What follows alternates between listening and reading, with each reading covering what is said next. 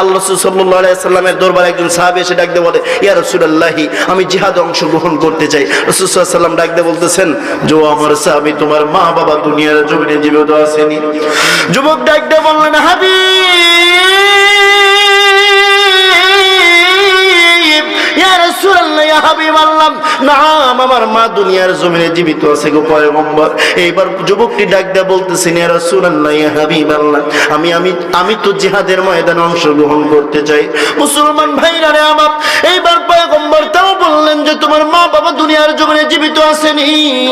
যুবক ডাক দিয়ে বলতেছেন, ইয়া রাসূলুল্লাহ, নাম ইয়া রাসূলুল্লাহ, আমার মা বাবা দুনিয়ার জমিনে জীবিত আছে। মোট কথা হলো, রাসূল সাল্লাল্লাহু আলাইহি সাল্লাম ডাক দিয়ে বলতেছেন, ওগো যুবক রে, তোমার মা বাবা তোমার কত মূল্যবান সম্পদ জানোনি? তুমি তোমার জিহাদের ময়দানে গিয়ে জিহাদ করতে হবে না, তোমার জিহাদের ময়দানে গিয়ে কাফেরদের লগে লড়তে হবে না রে যুবক। তুমি তোমার মা বাবার লগে বাড়িতে গিয়ে জিহাদ করো, অর্থাৎ মা বাবার খেদমত করো।